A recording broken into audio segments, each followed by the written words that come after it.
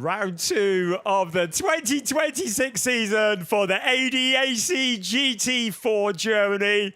It's been a while, 70 days to be precise. That was when we last gathered in the Styrian Mountains at the Red Bull Ring. Well, it's just as scenic here today, although air temperature not too different. Welcome to the streets of Nuremberg. Welcome to the Norising, 25.8 degrees centigrade. If I remember all the way back to April when we had the opening round of the ADAC GT4 Germany, it was pretty warm then, and it is warm here once again. But that is where the similarity ends. This is something entirely different for these drivers, many of whom will have not raced on a street circuit ever before. It is tricky. This is the Norising. It is 2.162 kilometers around. That equates to about 1.3 miles with 5 turns. 4 to the left and 1 to the right. If you're into oval racing, which I am, as it turns out to be, this is about as close to an oval as you're ever going to get. And the other thing that it's very similar to oval racing is that it is surrounded by a solid concrete wall. And I can tell you, I've been watching, that wall doesn't move. So the drivers need to keep it all together. The streets here are used for traffic, for pedestrians all year round. And then once a year, the circus comes to town, the DTM weekend, and part of that, the GT4 Germany. And those roads are turned into a street circuit. It means that it's bumpy. There are drain covers. There are all sorts of issues that the drivers have to negotiate. This is going to be quite a challenge. We've got 1 minute to go before the race starts. So before things get rolling, I'm going to take this opportunity to introduce a man who has raced around here, not just in GT4 Germany, has raced around here today in Porsche 6 Carrera Cup Deutschland. It's a very good afternoon to Joe Warhurst. Joe, welcome. This is a challenge for the drivers, isn't it? Yeah, hello Brian, hello everybody watching. It's an honour to be here. I had a great time in the GT4 Germany Championship 2 years ago, and yeah, a great time racing here today. So I'm looking forward to watching the race with you. It's been some brilliant racing so far, and I'm sure that this one won't disappoint. Yeah, I have to say, the Porsche 6 Carrera Cup Deutschland earlier on, where you got 6th, was it? 6th place? 6th place, Second best result so far in Carrera Cup, so congratulations on that. Thank you very much. We're keeping an eye on you. And you remember racing here in GT4 in a BMW a couple of years ago, so you will know what these drivers are faced with as they head here around on this formation lap. It's the first of 2 formation laps around. Because this is such a short circuit, they give the drivers 2 formation laps to generate heat into the tyres and into the brakes. We've just had a spectacular race for DTM, so apologies if we're a bit late. We did have a stoppage during that race, but now we are here, ready to bring you Lachlan Robinson on pole position with Maxi Schreier alongside the Porsches, once again looking very strong, but Marit Buchmann in the Mercedes on row 2, and a Toyota with Lucas Cartel alongside him. Jan-Philipp Springhoff, winner last time out, has Gabriele Piana, the most successful man in GT4 Germany history. Then Igor Litvinenko and Philipp Wiskirchen on row 4 of the grid. On row 5 is Leon Bauschmuller and Eric Bertelsen. Another unusual car, the Ginetta, who's lining up 10th on the grid. On 11th is Alex Connor and Nicolas Guillaume for ADAC MX Motorsport. Another very fast Porsches here. Luca Link lines up on row 7 with Victor Nielsen alongside him. And then on row 8 of the grid is Jack James, along with Hamish Forrest as his co-driver, and all British line up there with Jesper Jensen alongside Tim Horrell, the first ever paraplegic driver to race in GT4 Germany, has Daniel Drexel for company. You saw the co-driver of Daniel Drexel. We'll talk more about that later. And Kayam Potes, who lines up at the back of the pack. But a critical time here to generate the heat into the tyres and into the brakes. Absolutely, yeah. The tyres will be absolutely throwing it around before the start of the race. It's a critical moment. Somebody once told me nobody ever starts a race with too much temperature in the tyres, and it's very true.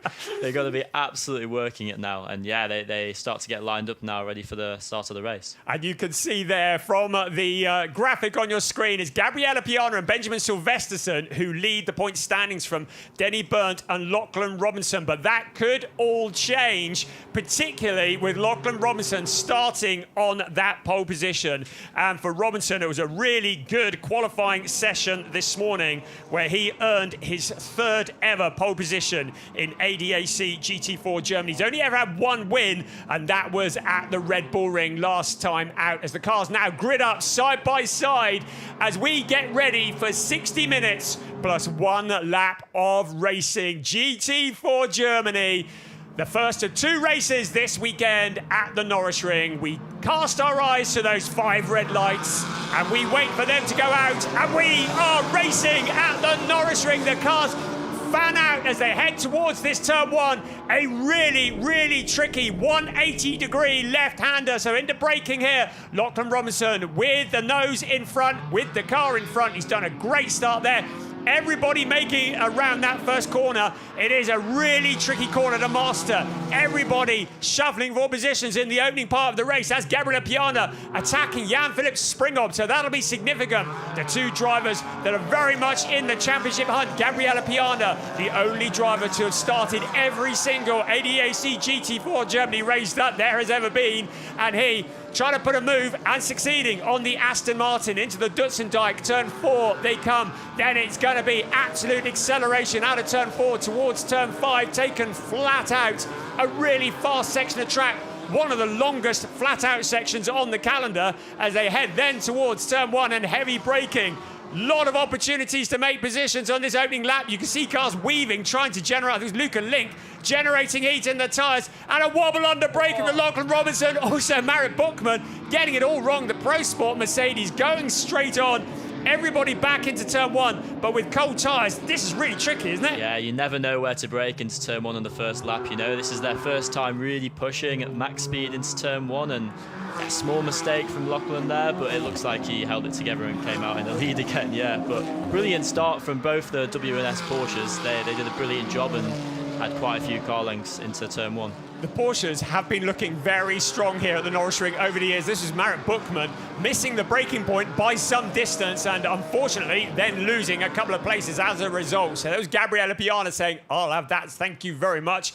But also keep an eye on the Toyota up into 3rd place. So the 87 car with Lucas Cartel, the Belgium driver, at the wheel for CRT Sport. The Toyota Supra looking very rapid here around the streets of Nuremberg. There's Igor Litvinenko in the number 92 car. So Igor Litvinenko very much in the fight as well, but everyone trying to grab those positions in the early stages of the race. If you're new to ADAC GT4 Germany, it is a 60-minute race plus 1 lap.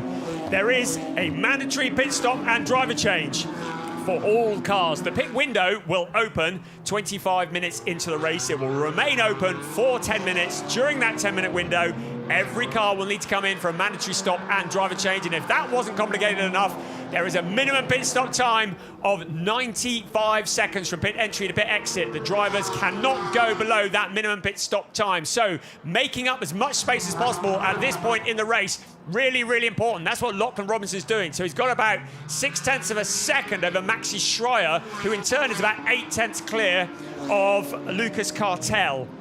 So really important part of the race. Yeah, just building a gap now, it's really important. The drivers will be setting into the race, you know, getting comfortable in their stints and trying to build as much of a gap as possible so they can hand it over to their teammates stress-free.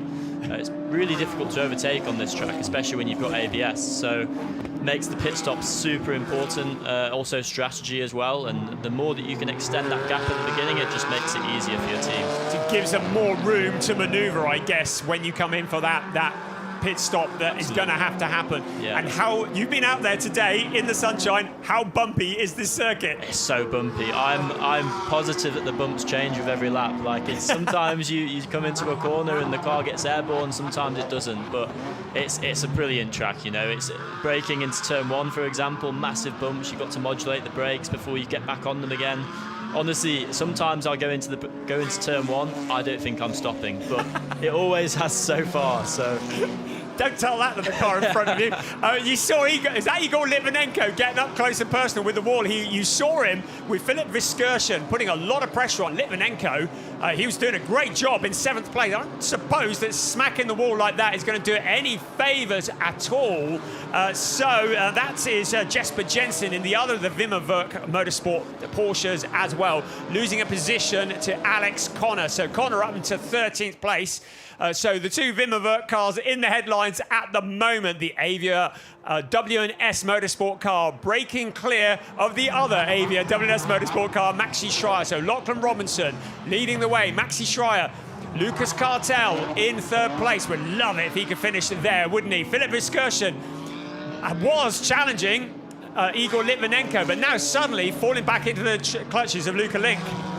And it looks like you look like you've spotted something on the screen. I can see your nose pressed against it. So the BMWs, you're familiar with those around here, aren't you? I'm familiar with the BMWs, yeah. I raced with FK Performance back 2 years ago. It's a slightly different model now. They've got the Evo this year and for the previous year as well. But yeah, it's a brilliant car. In my opinion, they should probably have a slight disadvantage at Norising here. You want good traction and good mid-speed corner. And in the BMWs, their strengths realistically is turning and high speed. So, right. But you know, let's see what we can salvage. Gabriele Piano seems to be doing a brilliant job so far. And 2 years ago, actually, the race often came to you in the BMW. It was really good on tyre degradation. Interesting. So, towards the end of the race, the BMWs would pick up speed. Sorry, that was Litvinenko. I think it was a slight tap from Philip Viskersen. The car, the back end, just stepping out there. You also saw in front a little bit of late braking going on, but Litvinenko there. But it's interesting what you say about the handling here, and the Porsches have always looked strong, certainly at the beginning of the race. But this particular one with Litvinenko, could it be he smacked the wall earlier? Do you think he's maybe put something out there? Because suddenly Philip Viskersen looking very rapid. I mean, he was attacking the Porsche before, but now he makes that move into Dutzendijk. He squeezes past, so he's relegated Litvinenko. But Luca Link also looking really hungry. Also there is Victor Nilsson as well. Absolutely, yeah. You know, it did look like quite a bit of hit on the wall actually from Litvinenko. So there's a chance that he's got some sort of damage there. Ooh, that was that moment into turn one from Philip Viskersen, getting up close and personal. Enough for the stewards to get involved because they've said the incident is under investigation. They'll be taking a look at that for sure. That's unnecessary contact, really. So is it possible that Viskersen might be asked to give that position back? It could be. It depends on how they look at it. It depends on who is at fault. It depends whether somebody moved under braking. I haven't had a good look at the incident from the rear, but yeah, the stewards are brilliant in this championship. They'll make a good decision. Yeah, they are, and they make great decisions here. We did see when we were looking down at turn one a lap or so ago, also Lucas Cartel getting very deep on braking. He held on to that 3rd place, but Gabriele Piano, the championship leader, is looking very, very hungry. He's got Benjamin Silvesterson as his co-driver this year. And I think Gabriele will want to stretch his legs as much as possible as the more experienced of the two drivers. He'll want to get that BMW as far forwards in the race as possible before he hands it over to Benjamin. Absolutely, yeah, that is his task pretty much. It's to get it as far up the grid as he can possibly get it and then hand it over to his teammate. Right, well, they're continuing further back. That's Leon Bauchmuller. Victor Nilsson was in there as well. So they are fighting for position. The 97 car of Eric Bertelsen in the Ginetta for KRT Racing. Also fighting in there is Alex Connor. So everybody running nose to tail in that particular pack of cars. Let's have another look here. So this was in 10th place. That was a bit of a moment there for Victor Nelson, and a bit of contact from the other of the BMWs behind. So that was Leon Bauchmuller in the number 66 car. But it's so critical getting it right under braking as we see the lead two just braking clear now. Yeah, that bit of contact to me just looked like a little bit too late on the brakes and slightly not on the ideal line. So it would have been intentional from the driver behind, but there was contact and it probably was the driver behind's fault.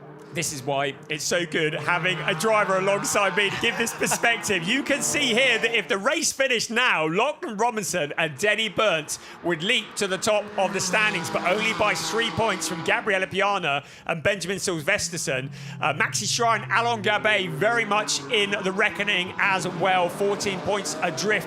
Keeping an eye on the third place in the championship coming into this, Jan-Philipp Springhob, who shares with Philip Gogolok in 6th place at the moment. So the Aston Martin was very rapid at the Red Bull Ring. Had a problem in race 1. Had to do a bit of a Control-Alt-Delete halfway through the race, but then came through to win the 2nd race. But down in 6th place, they'll want to be making progress there as Maxi Schreier. Was that an optimistic move, or was that just missing a braking point? I think that was missing a braking point very slightly. And also, you know, possibly a different line. There's lots of different lines you can take into turn 1. Sometimes it's better to brake really late and go wide and then try get a cutback, and so who knows. But to be honest, it looked like Schreier was catching Robinson for quite a while there. That's really where the mental side of preparation for a racing driver comes into effect. You know, how much do they believe they deserve the race win? And yeah, absolutely. And we've talked about the mental health of drivers before. You can see there, that was another one. It's Victor Nelson trying to put a move on Igor Litvinenko, and Litvinenko just keeping it calm, under braking, and taking that position straight back again on the exit of turn 1. But yeah, you talk about the mental strength of the drivers, and particularly when it's a sister car that's in front of you. So you cannot take the sister car out. That would make for some awkward conversations over dinner. So you're trying to work out how you're going to make that move, keep it all together, get in front and not cause drama. He is definitely catching him though, Schreier, and I'm sure at some point when he gets closer, the team will be on the radio to him, starting to discuss, you know, whether they can fight, whether it's better to hand over the position or not. But they're in the fortunate position where they are teammates, so yeah, it's actually a good thing because they can work into the strategy a little bit with that. So potentially work together to break clear of Lucas Cartel in that 3rd place. Well, this fight continues to rage on, doesn't it? Igor Litvinenko having a great race here with Victor Nilsson. So it is Porsche versus BMW, but Litvinenko, we saw him briefly in Porsche since Carrera Cup Deutschland, and he shone when he was in that car a couple of years ago. But now the BMW has got the move on the inside. This time it looks like he's going to make it stick. The big question will be, can Nilsson slow the thing down into turn 1 and not leave a gap on the inside? Litvinenko keeping the pressure on this really fast part of the track. He's going to have a look to the outside into turn 1, but surely he can't make a move there. If he does, he could potentially lose a place to Bauchmuller, who's just behind them in another of the BMWs. Yeah, that was a good move from Nielsen there. Super late on the brakes. It was a dive. There was nothing that Litvinenko could do about that. No, absolutely brilliant there. So Litvinenko is feeling like the filling of a BMW sandwich at the moment. He's got one in front, one behind, and just for good measure, there's a Ginetta just lining him up in the background as well. Alex Connor in 13th place behind them. So let's have another look here. So to the inside, it's just a good, clean move. Victor Nilsson for FK Performance Motorsport, one of the real superstars coming through GT4 Germany.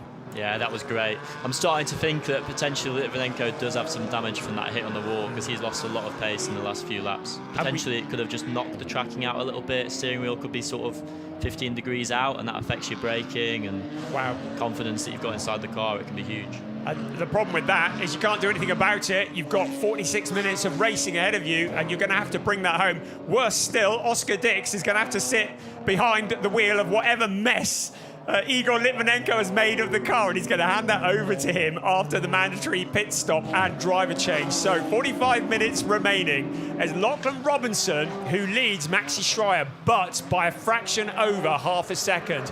Lucas Cartel in the CRT Sport Toyota Supra looking for a strong result here. Got a 4th place in the opener at the Red Bull Ring, but then got caught up in a nasty incident in race 2.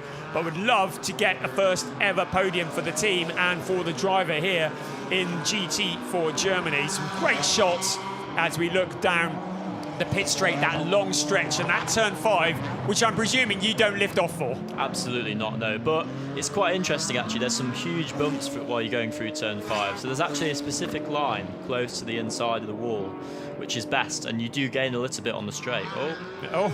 Is that Lachlan Robinson? That No, is sorry. not. No, that is the 33 car. No, well, it would be really helpful if they didn't paint the cars all the same. Yeah. Send that to your team as well.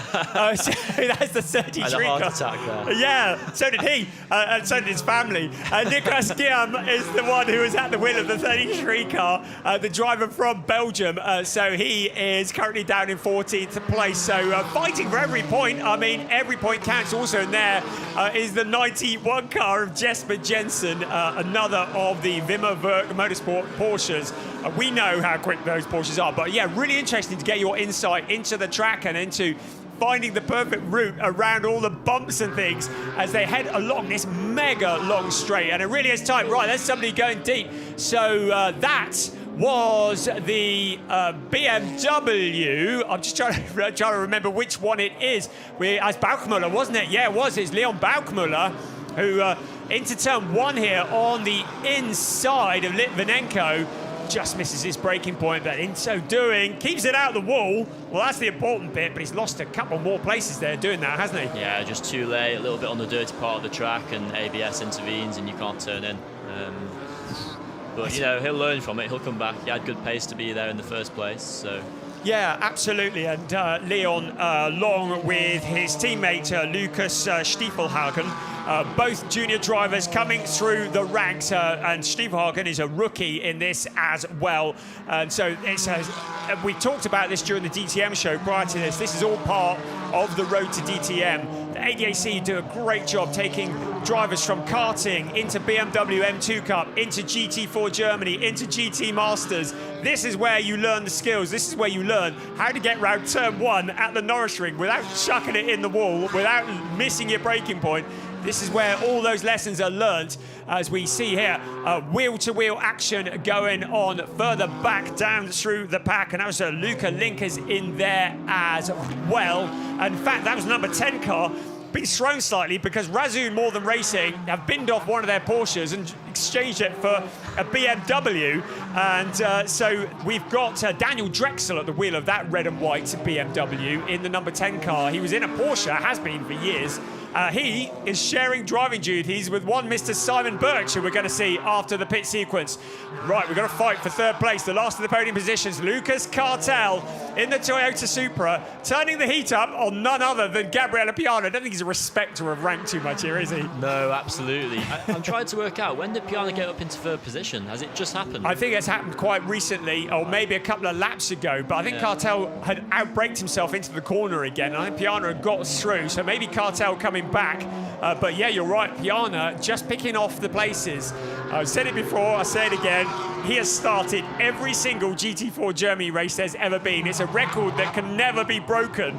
So brilliant. Right, we're having a look here. Right, this is further back. This is Bertelsen going deep into the corner. There's a lot of people missing their braking points into turn one at the moment. So is that just an experience thing, or do you think that's something to do with the conditions of the track? It could be something to do with the conditions of the track, you know. The track changes so much over the course of the weekend, and they had qualifying first thing this morning, I believe. And since then we've had, I don't know, 5 races on circuit. Yeah, we've had a few. So it's, yeah, the track changes a lot, and it only gets used for one weekend in the year. So from the start of free practice or testing yesterday, up until now, I mean, you can see all the rubber that's been laid down. 90% of that is from today and yesterday.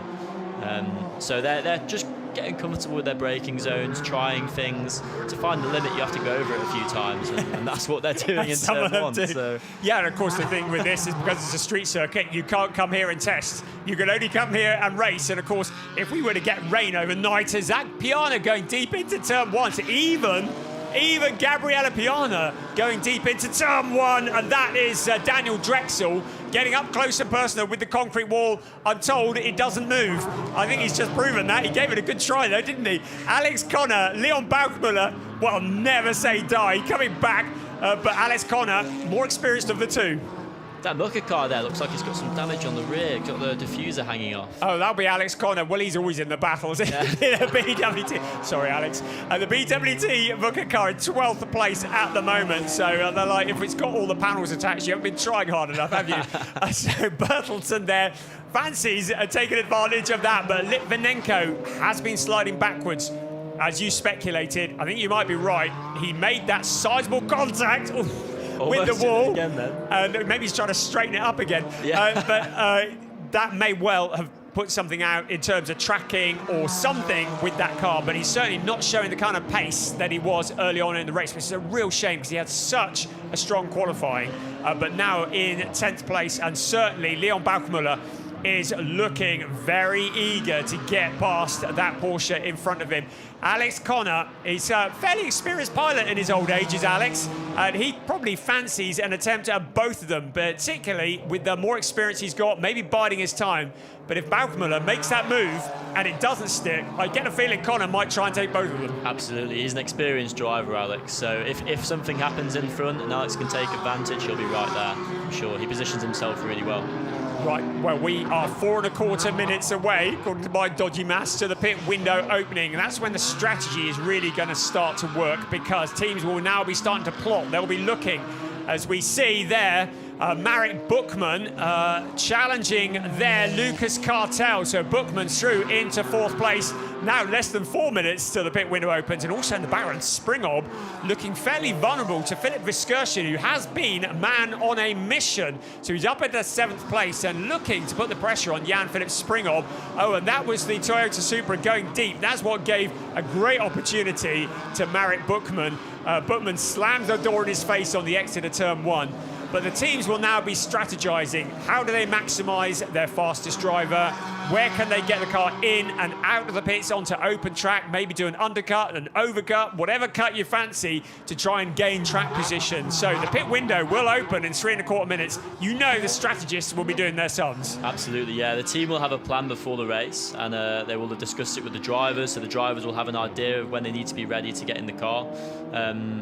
But they'll be on the radio now discussing, checking whether it's still the right idea. Sometimes it's better to wait it out, see if there's like a safety car or something, or a full course yellow. In that case, if you pit her in the full course yellow or a safety car, you save so much time, and it can make or break a race. Yeah, absolutely. So just waiting for all the opportunities as we look there at the 26 car, Marek Buchmann, Gabriella Piana ahead of him.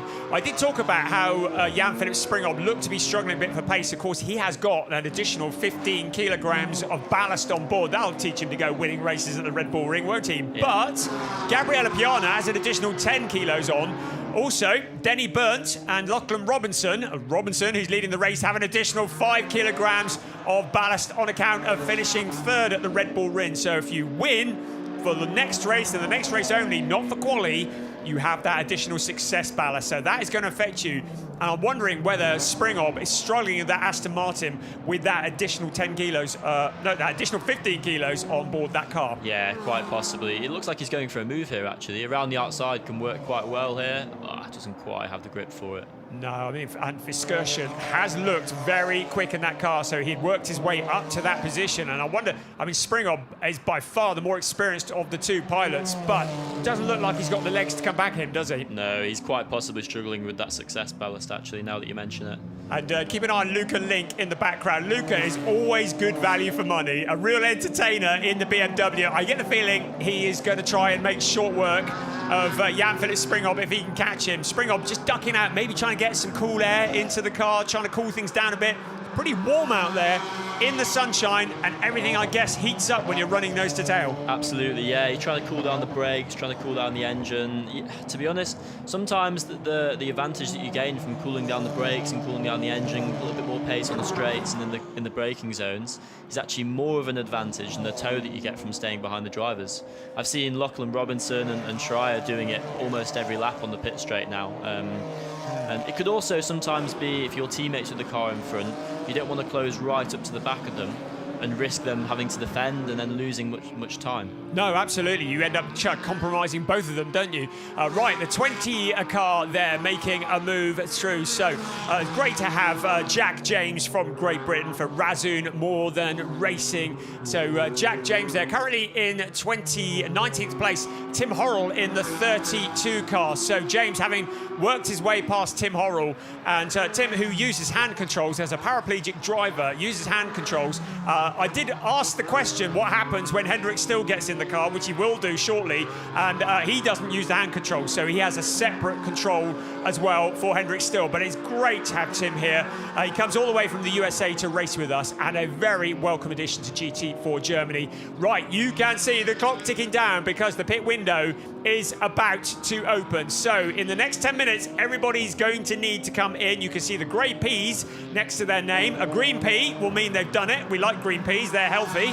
And it means they've done it, all's good. If they get a red pea, that is very bad news. It'll mean they've gone below the minimum pit stop time. So we do not want to see any red peas on the screen. Thank you very much. So this is where the teams are going to be strategizing. As you say, coming out along the pit straight, I'm aware that GT4 Germany doesn't have as much aerodynamic effect as maybe GT3 racing, so less of an effect with the toe. Yeah, also it depends on the cars, you know, that the size difference between, for example, the BMW and the Porsche is huge, and the idea of the toe is you want to punch a hole in the air in front, and then the car behind can follow and gain the advantage from that. And so when you've got a bigger car in front, you get more of a toe.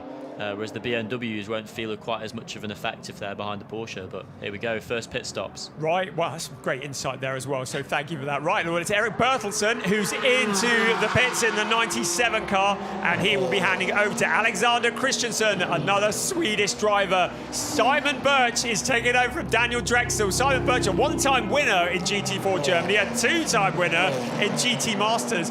I saw him on Thursday. I said, when are you going to come back and race? And he just smiled at me. Now I know why he was smiling, because he's jumped into that car, lastminute.com. So there's the 32 car in as well. So Tim Horrell will be handing over to Hendrik Still. Also into the pits, Jack James is handing over to another Brit, Hamish Forrest, a driver who's come up through the world of radicals to race in GT4 Germany. A really, really welcome addition to the field. A steep learning curve still in the world of GT racing, but what a great place to learn. GT4 Germany around the streets of the Norising. Perfect, isn't it? Absolutely, it is. I'm interested to see how the W&S team plan their pit stops here. If it was in the world of Formula One with McLaren papaya rules, then they are. Well, there's the answer to your question. Oh, well, actually, no. It popped up, a clock next to them. I thought they were coming in, but I could see from the screen they weren't. Yeah. Maybe it was a bit close to it. But in the world of papaya rules, well, what are the rules here then? In the world of papaya rules, Robinson should get the advantage because he's ahead. Yeah. But I don't know how it works here. They could have two different engineers. The team could allow them to just fight against each other, which would be great for us, great entertainment. But bring it on. Yeah, I suspect, you know, Laughlin's doing a brilliant job here. I think they'll leave him out. Schreier might want to try understop, possibly come in earlier and try to, by the time that Robinson comes in, have the advantage of a quicker driver being out there, possibly in clean air. I mean, for me, who knows zero about these things, my strategist would be, okay, he knows nothing, is keep the leader where there's an open track in front of him, and we know how quick Robinson is. Schreier, oh, there's somebody gone straight on there. Someone that looks like in downtown. No, he's gone shopping, I think. So is that the BMW? That looks like a problem to me. So gone a little excursion. I would have thought that Avia W&S would have wanted to get that second place in, as you said, because the leader has an open track in front of him. Why would he want to come in? Lachlan Robinson, we know how quick he is. Right, it was the... who was that? Oh, was that Hendrik? Is that Hendrik Still? Yeah, it's Hendrik Still, who's taken over from Tim Horrell and was last seen somewhere near Munich. Yeah. So he's turn it around, come back again, try again. Right, this is the leader then. So Lachlan Robinson, Maxi Schreier, they have chosen not to pit second place yet. There are more cars coming in. So the 33 car coming in. So that's Nicholas Guillaume, who's going to be handing over to Frederick Zebis. Also in the 91 car, Jesper Jensen, who will be handing over to Lawrence Rule, who's getting used to a Porsche, having been very used to driving a BMW last year. But this fight for the lead is still on. I think Avia W&S might want to get them in just to avoid them having a problem out on track. I was going to say, if I was W&S here, I would be calling them in, because number one, it's possible that Robinson could be holding up Schreier, and worst case scenario for the team is they start fighting and the drivers behind that have pitted already come out in front of them. Yeah. So. And Gabriele Piana in third place will be loving watching this. He's like fight amongst yourselves, because I'm going to be coming in, and I predict Gabriele Piana will come in somewhere near 0 on the pit window, because he normally does, because he is arguably the more experienced, therefore the quicker of the two, as we see Jesper Jensen and Lawrence Rule changing positions there. Nice up close and personal there. Remember, there's no hurry. The clock ticking down, 95 seconds from pit entry to pit exit.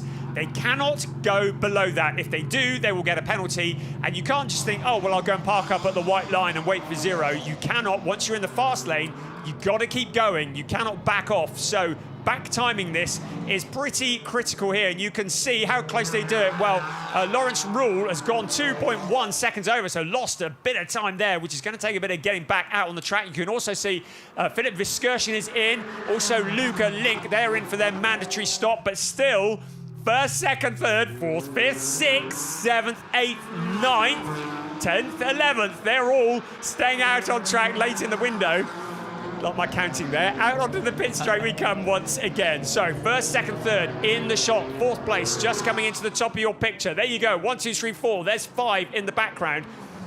Is this going to be that everybody arrives at the same time in the pits? Quite possibly, yeah. I just saw a flash of the lights from Schreier there, so it looks like he's trying to put a bit of pressure on Robinson, trying to get the move done before they box. I mean, at the end of the day, you're in a team, you're part of a team, but you are trying to further your career. You're in GT4 Germany because you're trying to get yourself noticed in GT racing.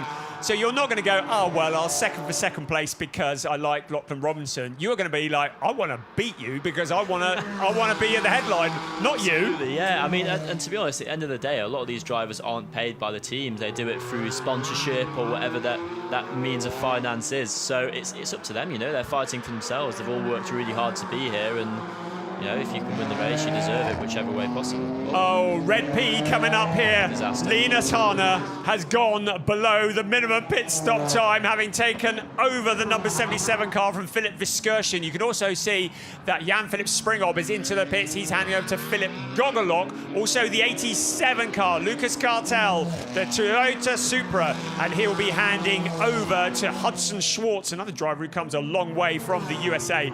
But I have a horrible feeling Linus Hana might be getting up close and personal with the penalty box on the exit of turn 1. I don't wish to predict doom and gloom. The stewards will no doubt take a look at that, but they don't take kindly to drivers going below the minimum pit stop time. Right, the problem we got here, of course, we've got cars that have pitted, cars that haven't, all mixed in together. So suddenly our race leader, Lachlan Robinson, having had a clear track in front of him, suddenly is going to have cars that have done their stop in front of him. Yeah, I'm surprised I didn't see Piana boxing them, because he had his teammate in front who, you know, I'm not sure what pace he'll be having. This is his first time getting in the car since this morning. But it could potentially hold Piana up, but he managed to stay out, so maybe, Stick I mean, to the plan. Yeah, they're teammates, so maybe they've spoken before about this situation. But Well, you've just seen into the pits. Oh, there we go. Pit stop infringement, car 20. Didn't see that one come. We did. Oh, we didn't, because that's a Razzoon More Than Racing, a Porsche. So that will be Hamish Forrest. So a penalty lap one time to Hamish Forrest. I didn't see that one coming. And it didn't register as going below the minimum pit stop time. But clearly there was an issue with the pit stop. And he's going to have to visit the penalty box. There is another one. Right, 77's flashed up on the screen. So that could be it as well. And Schreier in the pits. Right, so second place into the pits. Finally, the team are defusing the situation. Robinson, though, is going to have to come in the next couple of laps. Piano's followed him. Oh, wow. So that's... I wondered whether Piano might stay out an extra lap, but they've decided to take the pain now. So Benjamin Sylvesterson will be limbering up. His heart will be racing. The number 30 car coming in, keeping to the pit speed limit. So Alon Gabay from Israel will be getting ready to take over the wheel of the number 30 car. Robinson has only got a couple of laps at the most to come in and make his change. Meanwhile, a penalty lap has been awarded to the 77 car, Linus Hana. A real shame, because he was in second place amongst the stoppers, but he's going to have to visit the penalty box. That'll drop him a long way down through the pack, won't it? Yeah, here we go. So Alon Gabay in the car. He had a brilliant qualifying this morning, I believe. So he'll be ready, pumped up. He'll be watching all the races, DTM races in between, watching this one, of course, to see where the grip levels have changed.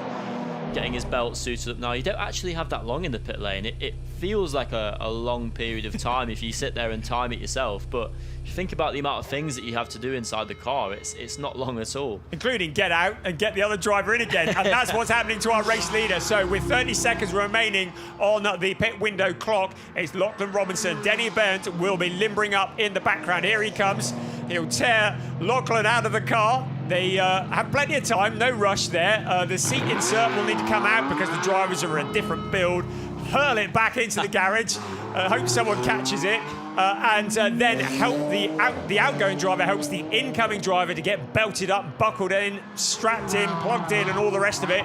As out of the pits comes Benjamin Silvesterson in the number 51 car, having taken over from Gabriella Piana. So we will see what happens. Alain Gabet is the leading stopper at the moment in the number 30 car. He's up at the Scholar S, turn 2 at the moment. That is the leading stopper. We are waiting to see when the other two cars come out of the pit lane. So now heading out towards turn 4. Alain Gabet will be giving it absolutely everything. He's got Oscar Dix in front of him. Oscar, no he hasn't, he's got Lawrence Rule in front of him, I beg your pardon, in the 91 car. So he'll want to try and dispatch him as quickly as possible. He'll come out onto the pit straight in a few moments. Denny Byrne is now rolling. He's lost 1.2 seconds in the pit stop sequence, so not massively efficient, but better than getting a penalty. And out of the pits comes the number 31 car. Lots of cars all running together. Of course, the driver trying to get up to speed, trying to keep it all together. So here comes the 31 car. So back into the lead. Managed to get out in front. Of course, the tyres would have cooled down as well in the pits. So now giving it everything, but being careful not to chuck it in the wall. And there, the 51 car, Benjamin Silvesterson having taken over, and Gabriella Piana into that third place. Yeah, absolutely. This is where doing the understop comes into effect, because the driver in front has already had a lap worth of feeling the car, feeling the track. You know, the car's already warm, the brakes are used. They don't know how it's going to feel when they get in, but it looks like Burns has done a really good job so far. Whatever the problem was for Hendrik Still that saw him dispatched off the track, he's back in the pit. So you get the feeling that maybe there was a brake issue there, having taken over from Tim Horrell in the 32 car, because he's back in the pits, which is a real shame. But here we go. Pit sequence done. First, second, third, fourth, fifth, sixth, all within a shot. One camera shot, that is. So any overtaking, it's going to happen out on the track now. We've got less than 23 minutes plus 1 lap remaining of this race 3 of a 12-race season for ADAC GT4 Germany. We may have had a 70-day break between round 1 and round 2, but it comes thick and fast now through to the season finale at Hockenheim in October. So the drivers are scoring every point that they can, trying to take every opportunity, but a steep learning curve. So many of these drivers racing on a street circuit for the first time in their career. Yeah, absolutely. Silvesterson looks like he's closing the gap really well now. To be honest, I've been putting my money on him for the last part of this race. His pace looks really strong. Yeah, he really does, doesn't he? And with the tuition of Gabriella Piana, Roman Feldegg in the number 26 car, who took over from Marit Buchmann in the Pro Sport Mercedes. I'm still trying to get used to not saying Pro Sport Aston Martin. Has Hudson Schwartz behind him in the 87 car. So Schwartz putting the pressure on. We saw from our graphic just now, Luca Link had been in the FK Performance number 49 BMW. Lewis Moser has taken over that car, but they've made great progress through the pit stop sequence. So the 49 BMW up into 6th place. That's really good progress. Philip Gogolot just behind in 7th place. So some drivers doing very well through the pit stop sequence. Absolutely, yeah. Quite a few battles going on at the track at the moment. We've got inter-manufacturer battle going on here with these two BMWs. That's always difficult because you've both got the same strengths and weaknesses. Yeah. Whereas, for example, in front, Silvesterson and Gabet, it looks like the battle's on for that, but Silvesterson will know where the weaknesses are of the Porsche, potentially tyre wear, and he'll be thinking about that and starting to plan his move now. Like cup racing, isn't it? Where you've got the same mates racing each other. It is, absolutely. We've seen it at the Norising. It has been very beneficial to Porsche, and the BOP has adjusted as such, but as you've already mentioned, the characteristics of this circuit suit the Porsche. Of course, the Porsche Cayman 718 GT4, we've had news this week that we're going to be saying goodbye to that car in terms of GT4 racing. The very exciting 911 Porsche GT4 coming. I bet you fancy having to go on one of those, don't you? I absolutely fancy having to go in one of those, yeah. To be honest, I was surprised when I saw it. I didn't expect Porsche to bring out a 911 GT4, but it does make a lot of sense, and the car looks amazing, and I'm really looking forward to seeing it in this championship next year. Yeah, I mean, it makes a lot of sense financially on a lot of the same running gear. Right, look at this. First, second, third, into turn one. Oh, this is about to kick off. Who's that from? I saw some smoke from Silvesterson then on the rear. Could it have been a lockup into turn one, or do you think it might have been something else? ABS, and I guess it could be. Is it possible to lock up with ABS? I've never tried. I think it's possible on the rear. Oh, yeah, you see it, yeah. Coming from the exhaust. That's very observant. Yeah. Very good. If the race finished now, we would have a tie at the top of the points. That's going to be smoke permitting. 61 points for Robinson, Silvesters, and Piana and Burnt. Close much. Schreier and Gabet just 14 points away from the lead of the championship. So there's a lot to play for. They'll want to make sure they can get that BMW home. So where's that smoke coming from? Could it be bodywork? Probably not from the back of the car. At the moment, Denny Burton has just broken clear of Alain Gabet at the front. So across the line, a little over a second. Gabet looking a little bit vulnerable to the BMW. I was looking at the last lap time. Still not used to not seeing a 1 at the beginning. And there's certainly Silvesterson is the quicker of the three on that last lap. Absolutely. He's really dialed in now. Yeah, absolutely. So if he does have a problem, it doesn't seem like it's affecting his lap time because he's on it. No, well, what is often said is if there's blue smoke, that's fine, but it's when the blue smoke stops, that's when the problem is, because whatever's making that blue smoke is probably run out of whatever it is that's making the blue smoke. Yeah. But I don't wish to bring doom and gloom onto that. It's great to see Benjamin Silvesterson and Gabriele Piana leading the championship, and if they can make the move, if Silvesterson can get past Alain Gabet, that will launch them back up to the top of the points standings after this race. They've come into this race as the points leaders by 9 points from Denny Burnt and Lachlan Robinson. Jan-Philipp Springhoff, Philip Gogolok, 14 points back in third place, but they're going to lose that to Alain Gabet and Maxi Schreier if things remain as they are. I could see you've got your nose pressed against the screen looking for smoke, and instead you're watching him spank the wall on the out of turn 4. That's a fair... I mean, it was a brush. It wasn't quite as big as the hit that we saw earlier on in the race. But yeah, that's got the potential to rub some bodywork up against the wheel. That could potentially be the smoke that we were seeing earlier on. He did his best to remove the liquid moly sign, and he failed. So I'd say sign 1, Silvesterson 0. 18 minutes remaining here. We're looking back from the race leader. What a great shot that is, heading out along past the pits. That long, flat-out stretch, that corner up ahead, you do take that flat out, don't you? You do, absolutely, yeah. Especially in the GT4 car. Yeah, it's definitely flat. I ran the circuit on Thursday and I took it flat out as well. First, second and third out of turn 1. In the background, Felner Felding has kind of fallen out of touch with this lead trio following the pit stop sequence. Behind him, Hudson Schwartz. So the Super has faded a little bit through the pit sequence, but still looking very strong. Still plenty of more to come. And of course, you only need to get a safety car, and suddenly they are well back into their equation. Lewis Moser, to go from Luca Link, is in 6th place. And Philip Gogolok, I'm keeping an eye on him in 7th place, because he, along with Jan-Philipp Springhoff, definitely championship challengers coming into this event. Absolutely, yeah. I mean, it's not ideal to be down in 7th place, but it's still a good points haul, and I'm sure that Gogolok is struggling with that extra ballast that he's got. He'll be pleased to chuck that in a skip somewhere before race 2 tomorrow. Right, well, we're looking down here. There at the top of the picture was Christensen, Simon Birch in there as well. Really nice to have Simon Birch, although in a BMW, I've got to get used to seeing Simon Birch in a BMW. Normally used to seeing him in a Porsche or an LMP2 or something like that. But it's great to have him back on the grid. Haven't mentioned Oscar Dix yet in the number 92 car, took over from Igor Litvinenko from West Sussex, a glorious part of the country to live in.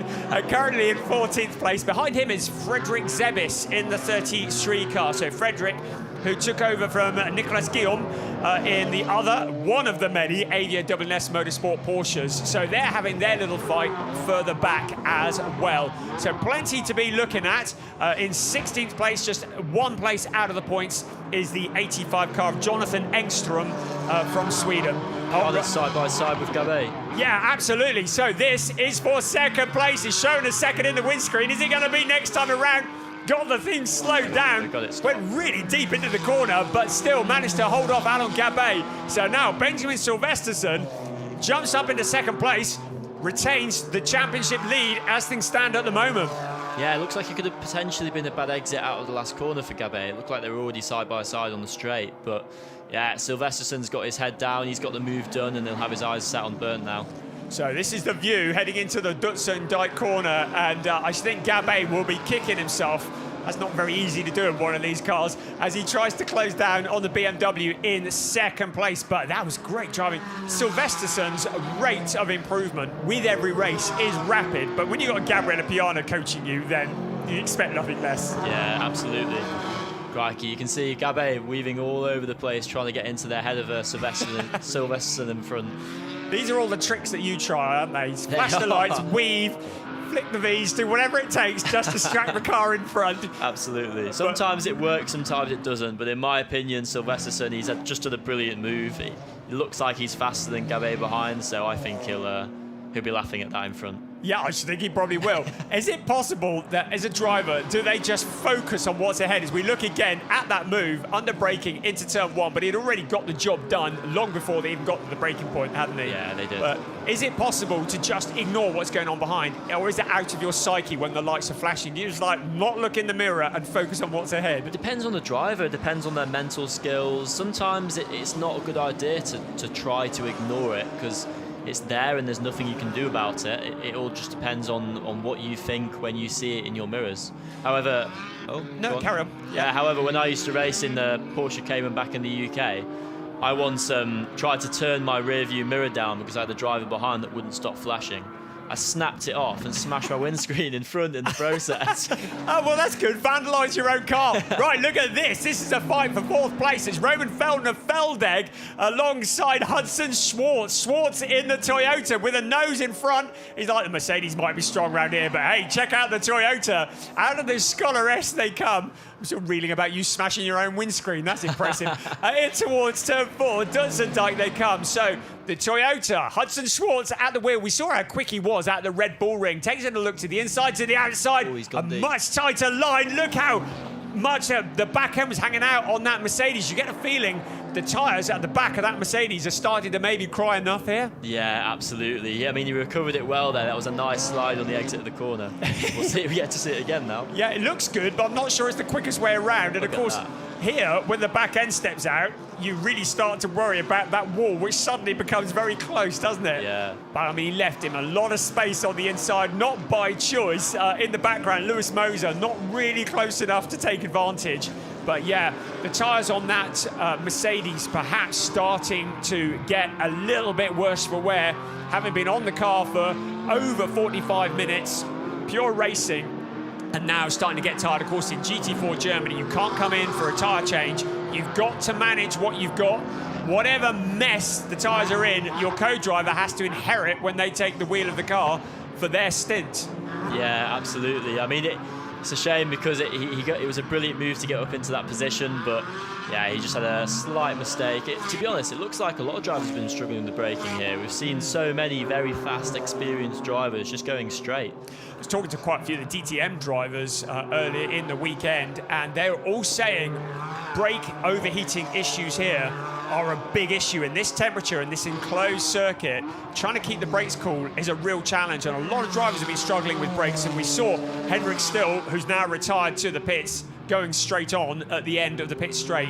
And you do feel as though the brakes are taking a beating here. Absolutely, yeah. I mean, it's 3 braking zones is Norising, and 2 of them are very heavy hairpins where you're coming at it at a very high speed. I mean, turn 1, even though it's a very short circuit, I don't know what gear they're taking in this. I'm guessing 6th gear, which is, it's an incredibly high speed down the back straight. Yeah, and then that heavy braking. I understand that tyre degradation is not such an issue here because the track isn't as hard wearing as some others, but then you trade that off with the brake issues instead, don't you? Yeah, you do, absolutely. That's why you see drivers just tucking out, trying to cool down the brakes.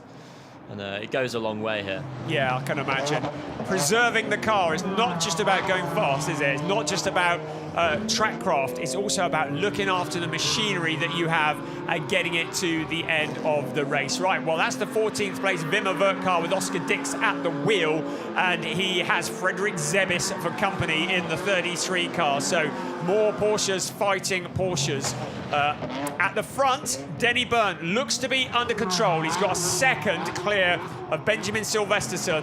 BMW has broken clear of third place. Doesn't look to be making too many inroads at the moment. There's a great view down there. That's not a great view though, is it? That is the Ginetta of Alexander Christensen, a driver that we saw briefly in Prototype Cup Germany last year. This is something a bit different, isn't it? And he's parked it up. I wonder what's happened there. Let's have a look. Oh, what do you reckon's happened there? Like a puncture, that. It is, isn't it? Yeah. Yeah, so that is the left front that has deflated. And he's done well to keep that out the barrier, actually. I should think that's going to wake you up a bit when the tyre gives way on a fast straight like that, under braking into that heavy braking into that corner. That's going to be what they would call a Code Brown moment, isn't it? Yeah, it looked like a blowout to me. That's kind of a worst case scenario for a driver, especially in turn 1 at Norising. There isn't a lot of runoff, and you have to kind of fit yourself through that little gap in the Armco on the right-hand side of the track, but he managed to do it quite well. Yeah, good job there. Right, I mentioned that Denny Byrne had, we're going full course yellow, maybe to retrieve that or maybe for debris. So the cars now having to reduce their speed to 80 kilometers an hour as the car comes to retrieve. And I can understand why they've done that, because that could be in a vulnerable position, couldn't it? Yeah, absolutely. If somebody goes straight, there's a car there and there is the potential to hit them. So in this situation, they had to go full course yellow. I mentioned just before the full course yellow came out that I thought Denny Byrne was keeping a solid lead. Just prior to the full course yellow coming out, Benjamin Silvesterson had taken 0.3 of a second out of his lead. So suddenly, the BMW, the number 51 car, really coming on strong late in the race. So when they're behind, well, not behind the safety car, but when they're under a full course yellow at 80 kilometers an hour, how much do the tyres cool down in this situation? They do definitely cool down, and it's an interesting question because it's not like a safety car where you can start weaving, because then you'll lose time. Yeah. Another thing to think about is often when you've got a full course yellow, you're traveling at a much slower speed. If you take shorter lines on the circuit, so turning in earlier, cutting like across the circuit rather than going around the outside on the braking zone where you usually would, you can actually gain up quite a lot of time by doing that. But, you know all the tricks. Yeah. But you do risk picking up some yeah, you know, debris from the tyres, rubber on the circuit, which can affect how much grip you have when you get going again. But there is no fixing the system. They know if you go above that, there's an alarm on a desk somewhere that goes off, isn't there? Absolutely, I mean, there's no yeah, getting you over can't it. go above 60 kilometers an hour. They will do you for that. Is it 60 or 80 here? Well, I've got it written down as 80, but it's probably 60 because all the speed limits are reduced here, so I don't believe anything I say. I've got it as 80. I should probably know that, shouldn't I? But I should probably know that more than you, I would say. So I thought it was 80. It might be 60, actually. Piana and Silvesterson would lead the championship if things remained as they are now, with Lachlan Robinson and Denny Byrne into second place, 4 points adrift. Maxi Schreier, Alain Gabet would be 22 points adrift. See how every place makes such a difference. I was going to just shout out briefly Gianni van der Kratz, who has made great progress. Oh, is this Lawrence quite a Rule? slide for the a 91 big there. moment Yeah, there. that would have been... yeah, that's another moment to wake you up. Yeah, Gianni van der Kratz in the number 50 car, who's taken over from Victor Nilsson. What a stonking job they've done in the FK Performance BMW, up to 8th place. So Gianni, who was involved in a fairly sizable accident at the Red Bull Ring last time out and was clearly quite distressed about it.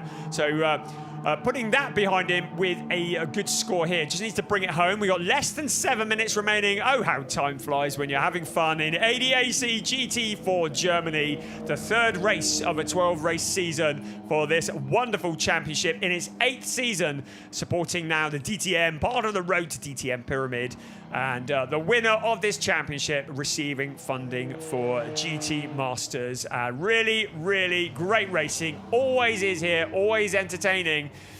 Right, at the moment, well, Denny Byrne has a 3.7 second lead over Benjamin Silvesterson. Of course, when the full course yellow comes out, everybody decelerates at a different speed. And when it goes in, people accelerate at a different speed. So even though it's meant to retain the positions, it doesn't actually, does it? No, it doesn't. And like I said, you know, you can make advantages even while staying at the full course yellow speed. I didn't ever think about that. Or just cut across that corner a little bit. Track limits under full. Have you ever had a track limits under full course yellow? No, although I think in the UK they penalise quite hard for that. I've heard of people being disqualified for doing track limits under safety cars. And really? Yeah. But I'm not sure about in Germany. I'm sure that they seem to look at things individually, and yeah. I don't want to say too much about either. No, yeah. You've grassed them up now. Anyone listening to this broadcast, have a word with the stewards. Right, what's happening here then? We are still full course yellow, so no notification is finishing. They'll want to get that Ginetta out of the way. That's a really good move, getting a full course yellow there, because you only need to have somebody have an issue with braking or a puncture or something, and that would be something like a plane crash into that corner. So really important that they get everything safe. Health and safety is always the top priority. It has to be. No arguments about it. There's Simon Birch. I've hyped him up a bit. He's in 12th place, and it was good to. I had to go back and double check. He's only ever had one win in GT4. I'm like, what were you playing that, Simon? He's won more in GT Masters than he has. This is the moment that brought out the full course yellow. Alexander Christensen in the Ginetta. Have you spotted something? No, I thought we'd gone back to green again, but. Oh, wait. Oh, we have. We have. Let's go. Oh, well, here we go. Right, okay, let's get back to it then. Green flag is out, so everybody back up to speed. Well, we're going to see how many track limits there have been during this. Right, well, we've got 4.5 minutes plus 1 lap remaining of this race. Everybody's fighting everybody. We've got lap traffic in the way as well. So back up to speed we come. It's Denny Burnt who will lead them out across the line in a few minutes in the 31 car. So here's Denny Burnt, Frederick Zebis in the sixth car, in the number 33, not in the race with him at the moment. He's in 14th place.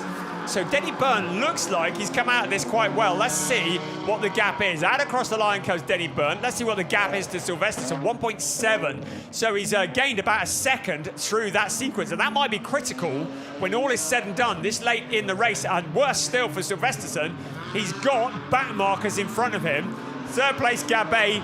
He's lost out a little bit in that too. Maybe he's struggling a little bit with that car. Certainly not showing the pace of the leading Porsche. Roman Feldeg is in 5th place. Hudson Schwartz, I beg your pardon, up ahead. There's Roman Feldeg. Lewis Moser challenging him for position. So Moser suddenly coming alive there. This is for 5th place, and Moser has got a nose in front.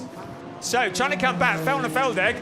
Happy birthday to him last week, same day as mine. Nobody wished me a happy birthday. Into the Scholar S we come, side by side, trying to come back. Roman Feldeg stares at the back of the Lewis Moser car. So he's down into 6th place. Still good points to be had, but would rather he had them for 5th place. Right, under investigation, speeding under full course yellow, car 66. That'll be Lucas Stiefelhagen. So he's under investigation. Normally if there's investigation, it probably means they've got some kind of evidence.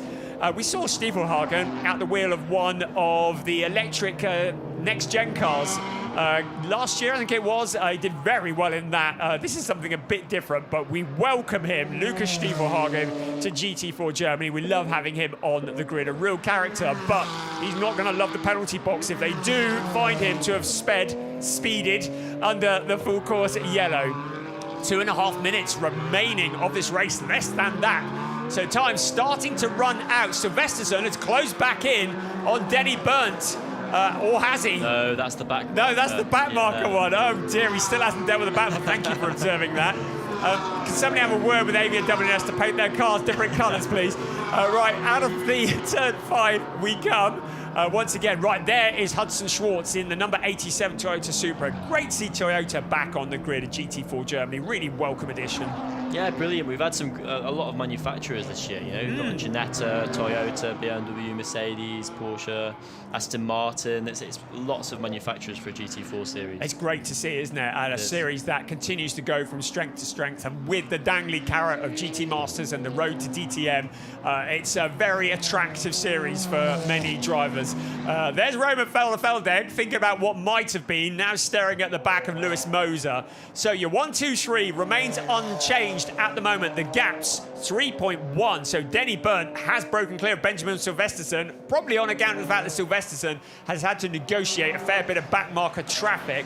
Alain Gabet is 4/10 behind Silvesterson, so I think he probably needs to not be counting the points for second place quite yet, because I don't think Gabet has given up on second place. My heart always races when I see race control, and it is a penalty lap for speeding under the full course yellow. That is a steep lesson to learn for Lucas Stiefelhagen, the Dutch driver. He will learn from it. He probably won't do it again in a hurry. There's Oscar Dix. That's how they drive them in West Sussex. Get them sideways. That's what I think I saw him down my road, I reckon, doing that. To the inside. Not the quickest way around, but it puts on a great show. Where is he at the moment? 14th place. So he's in a points playing position, but nothing that is going to give him much in the way of meaningful points in the championship.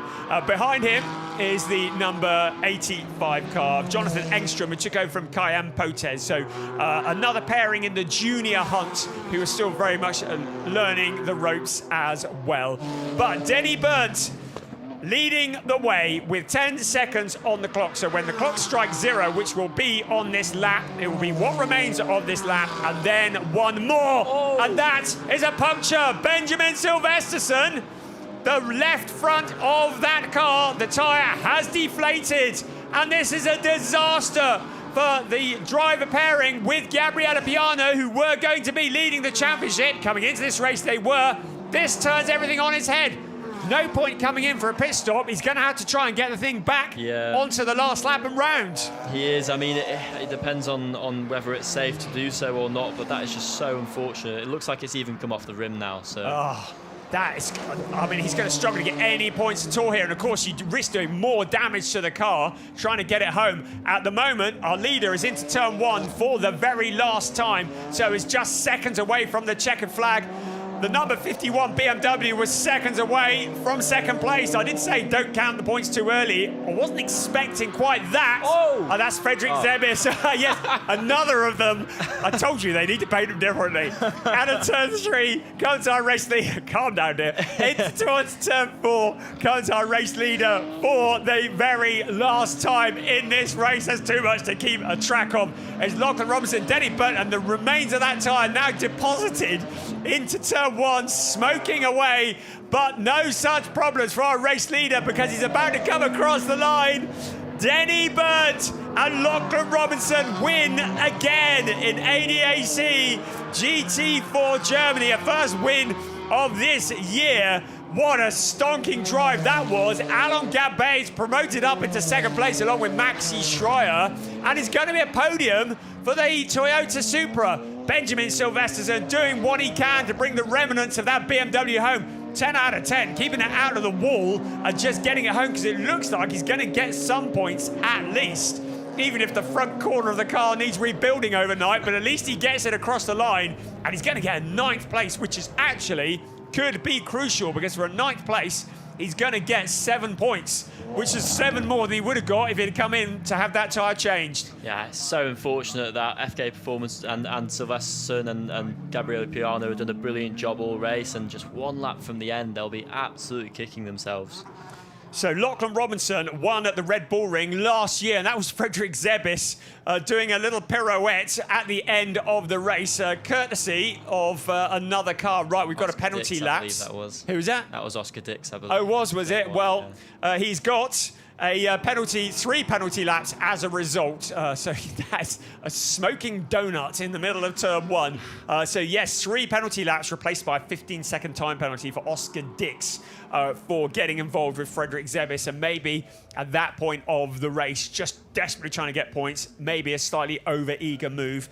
But whichever way, that is going to move the 92 car out of the points. But no such issues for Denny Byrne and Lachlan Robinson. So for Denny Burnt, he's had 2 wins already. One was in 2024 at the Hockenheim Ring. The other was at the Saxon Ring in 2025. Lachlan Robinson, we've seen him on the top step of the podium at the Red Bull Ring last year. Finally, he gets that second win, and that will propel them to the top of the point standings. I'm not going to try and do the maths here at the moment, but there is going to be some partying briefly in the Avia WNS pits, I should think, after this stonking job. Solid, holding it together, everything thrown at them, no issues. You got to bring the car home, you've got to have 4 tyres inflated on it, and that is a really sterling job from those 2 drivers, yeah? Yeah, brilliant job, really well deserved. You know, so much pressure throughout the race from the teammate, and then even from Silverstone towards the end, and they just conquered it all. You know, never once doubted themselves and pulled through to the end. So congratulations to both of them.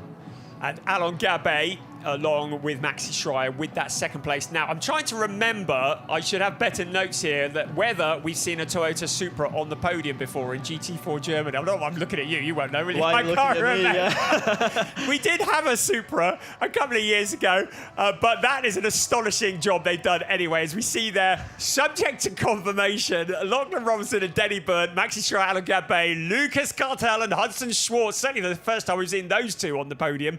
That is going to be great to see as well. That's your 1, 2, 3, and there are the rest of the results. For Jan-Philipp Springhoff, Philip Goglock, I think they'll be disappointed with 8th place, but not as disappointed as Gabriele Piana and Benjamin Silvesterson with a 9th place. But I have to say, top job to Benjamin Silvesterson for getting the thing home and getting some points, even if it wasn't as many as he had hoped for. But Avia WNS, they know how to prepare a Porsche, and they're always strong here, but they are the team to beat at the moment.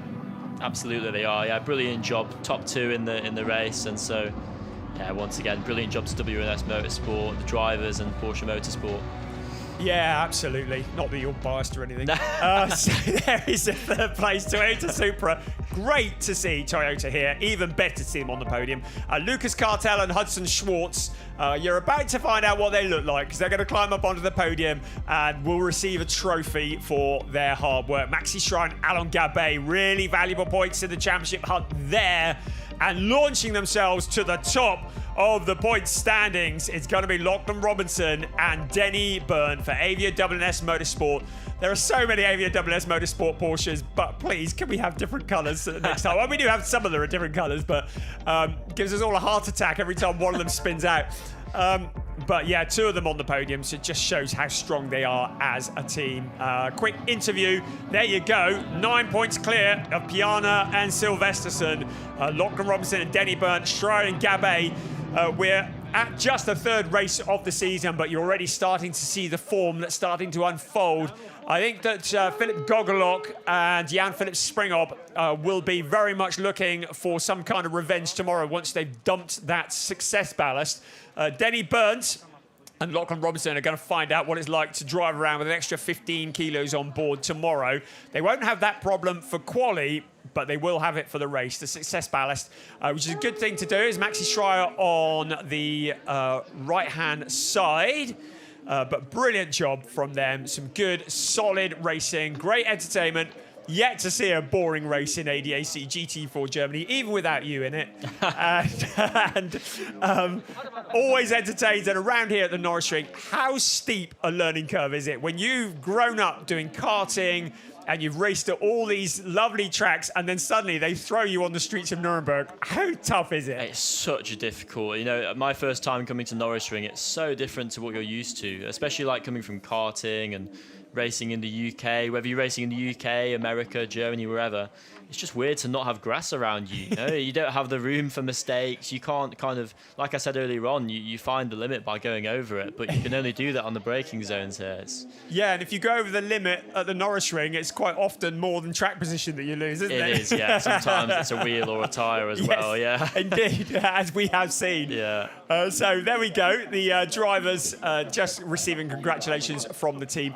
I would would just mention we were a bit late getting this race going. So for those of you that have been waiting patiently to join us, we had a fairly sizable accident in the DTM earlier on this afternoon, and it meant that the schedule has been dropped into a bin somewhere nearby, and it means that we are a bit later than anticipated, but I hope that it was worth the wait, because ADAC GT4 Germany, entertaining as is always the case. And here we have our winners heading up onto the podium, and you can see this circuit that is constructed especially for this event, the temporary pits, the pit tents as we like to call it, numerous stands around the place. We're expecting well over 100,000 people this weekend. Such a great atmosphere here, isn't it? It is, yeah. What was really interesting is yesterday, I'm pretty much sure the circuit was just kind of free to enter for everyone. It was. It was just like a public walkway, you know. You have the pre-grid before the race, and it was rammed. There was loads of people because anybody could come. And I think that's really great that they make that available for everyone. Totally accessible, and that's what the ADAC are about. Accessible, you can get near the drivers, you can get on the track, get near the cars. A real family affair. The families will be cheering as the drivers now head up onto the podium for their trophies. So third place onto the podium, Lux Cartel, Hudson Schwartz. The second place drivers, Alain Gabet and Maxi Schreier. But it is a win. Lachlan Robinson, always cool as a cucumber, doesn't show too much emotion. And Denny Burns, first spoke about him driving in the BMW M2 Cup, but has really found his place in the Porsche. Daniel Schauhaus from WNS Motorsport, the S of WNS, who will receive a trophy on behalf of the team. And he's a top bloke. Keep hearing good stories about good things that he does to help people, and a well-deserved trophy for the team. The family and friends that look on. And very, very shortly, we will have the national anthem.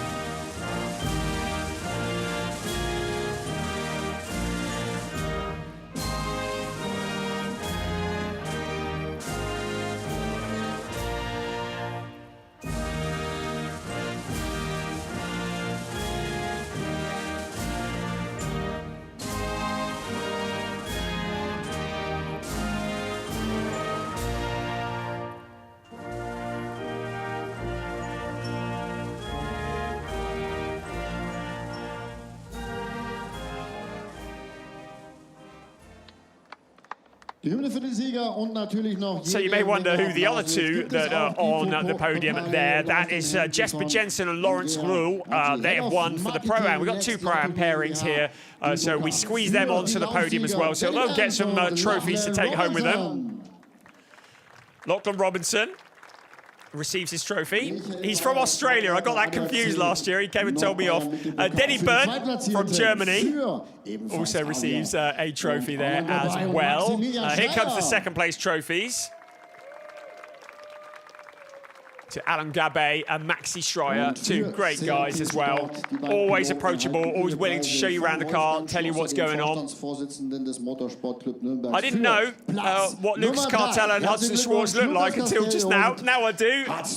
First time we've seen him on the podium. I reckon probably not the last. They've done a brilliant job in that Toyota Supra, haven't they? They have a brilliant job, both of them. And of course a trophy for the team as well. I don't know whether the Pro-Ams are going to get their trophies first or not as the team. So Daniel Schauhaus will get his trophy for ADAC Motorsport, who do so much to support this championship as well, put so many cars on the grid.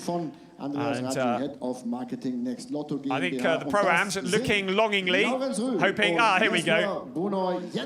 Jesper Jensen and Lawrence Ruhl will get their trophies for winning in the Pro-Am category as well. So the wide-angle lens will be fitted to get everybody in. We'll squeeze up for a photo. And then there will be some brief celebrations. I say brief because there ain't going to be much of a line. Oh, well, there is actually. They've done their quality for tomorrow already, haven't they? They can have a line if they want. They have my permission. It'll be 3:05 tomorrow before the second race of the weekend here at the Norising. But what an entertaining race 3 of the season it has been. Got one more to do tomorrow. They've done quali already. Not even going to tell you what the grid is for that. We'll let you guess and find out tomorrow, because you're going to tune in now. I know you are. You ain't going to miss it. 3:05 tomorrow afternoon for race 4 of the season, race 2 of the weekend. I do hope you enjoyed it here. From myself, Brian Oliver, a big thank you to Joe Warhurst for joining me on comms as well. We'll see you tomorrow. Bye-bye.